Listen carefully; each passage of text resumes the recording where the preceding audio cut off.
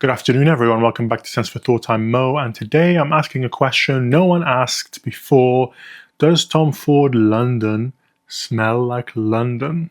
Let's find out. So today I'll be reviewing London by Tom Ford from his private blend released in 2013 as a London exclusive and discontinued shortly after. So it is a bit of a rare find. I traded for this. I gave away a vintage Gucci Pour-Homme, I think, or something like that. Gucci Pour-Homme 2, the T1. And I've had it for some time now, put a few airs in, and thought it's time to give it a review. If you're not familiar, I am from the UK. Whilst I do not live in London and have never lived in London, I have visited London plenty of times and lived in the UK for many, many years. So I feel like I have enough experience to be able to answer this question. Before we get started with the scent profile, just quickly touch up on the presentation. Tom Ford Private Blend. From afar, they look beautiful. Next to each other, they stack up brilliantly and they look fantastic. As soon as you get close, the presentation falls apart. This top kind of just spins around and makes, listen to that sound, squeaky sound. It just makes a really annoying squeaky sound. It sucks. Okay, the cap spins around. It looks quite poor quality. The plaque is, this one has a little bit of like just manufacturing defects. It's just very poor.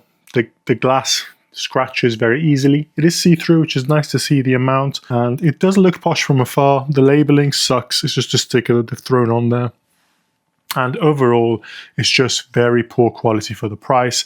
The worst part about London and all the Tom Ford Private Blends is the atomizer. Let's spray it and talk about the opening.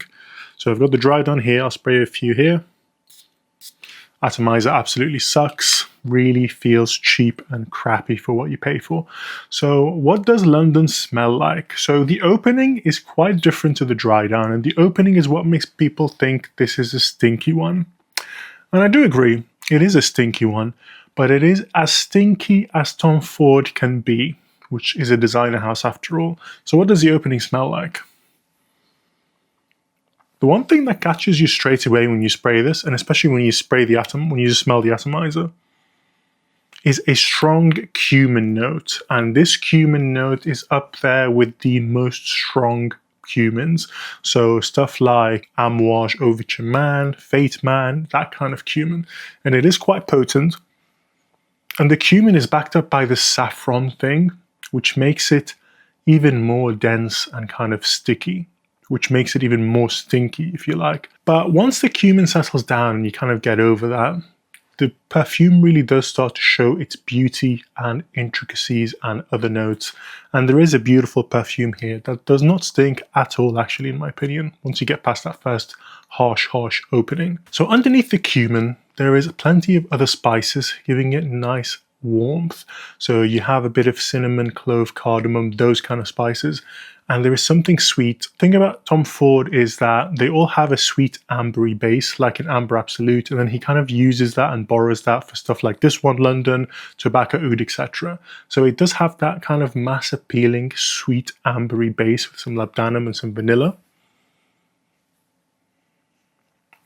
This has that synthetic oud accord that is used in Tobacco Oud, but it's a little bit more rubbery. It feels like a real oud. It isn't, or well, let's not hazard any guesses. I don't want to get into legal trouble, but it doesn't smell like a pure Indian oud or anything like that. But the fact that it smells a little bit rubbery makes you think, hold on, this is kind of oudy. Now, where this perfume shines is it has this beautiful coffee note, and it smells like not made coffee, but like ground coffee. So once the spices kind of settle down, you have this warm, spicy coffee. So the coffee and the spices kind of play together and you feel like you're in a kind of olden day cafe in London. And it's an ethnic kind of area. So you have the coffee, and in London you'll be having filter coffee or French press, realistically, right? You're not going to be having espresso kind of coffee. So you can smell that kind of coffee. And then maybe they have a pot on the stove making karak chai or desi chai, so a spicy cardamom, ginger heavy milk tea with sweetness. That's what it smells like. It smells like a olden day cafe in London where it's run by immigrants, and London is super multicultural, and you have these kind of smells. And this makes me think of London in November, which we are in at the moment. It is dark, grey, gloomy, dirty, and it's been raining all day. The kind of ground has this muck on it, and it makes me think of a medieval London. Not quite where everyone was urinating and, pooping on the street type medieval London, which has happened. There was no sewage system in London, but a bit more modern than that. It makes me think of, I don't know if you guys have watched Peaky Blinders. I know that show is based in Birmingham, but I think of guys that dress like that, Google Peaky Blinders. They have the they have the hat, and they have the pea coat, and that's how they dress. They dress sharp, and they're cockneys, and they've just walked into this kind of out of the cold. They've walked into this kind of cafe or maybe a bar of some sort to have some respite from the cold November, grey, rainy London. And then inside of that kind of setting, that drinks setting, you get these smells of this beautiful coffee, these spices, and it is wonderful. But then there is still that dirty, dark, mucky background and base. So the answer is, to answer your question, does this smell like London? Yes. And when you romanticize this perfume and think of that olden day London on a November afternoon / early evening, and you just walk in there to avoid the grey skies and constant rain and muck and dirt that is kind of on your boots, and you walk in there, you take off your pea coat, your long coat, and you hang it by the door, and you have a nice warm drink, then yeah, this does remind you of London. And when you sell yourself that image, it becomes very, very appealing. But if you don't care about this image, is this a good perfume? Here's where I stand on this. I think this is a great perfume, but it is Tom Ford after all. It is as daring as Tom Ford private blends go in terms of pushing the boundaries. So he's gone quite stinky by his standards in this one. And it is a beautiful composition for sure. And it does have some nuances and intricacies that is missing in today's designer world. So I do think this is a great perfume, and I would give this like a strong 8 out of 10 for a designer. But where does this stand in my collection? That brings me on to performance, which is severely lacking with this one. Like, you can spray a lot of this on and it stays quite mild. And that is kind of a deal breaker for me because it's quite difficult to smell it. And I understand why Tom Ford have done this, because this is quite potent, and when you put this on, you don't necessarily want to be projecting this kind of smell, but I really like it. It's a spicy, coffee, dark, rubbery oud with an ambery, sweet vanillic base. I guess in 2013 that was quite daring and kind of crazy, but now in 2025 I kind of want to have this kind of pushing off the skin. So to me, it's a uneventful wear experience, and you have to really get your nose in there to really catch those nuances and notes. Because in the air, it just smells like a mildly warm, spicy amber perfume.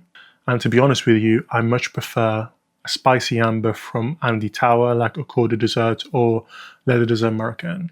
So for me, I enjoy this. I love the fact that it brings me to that image of this kind of olden day London afternoon, going into this cafe and getting some rest from that constant rain and muck outside after a long day of work.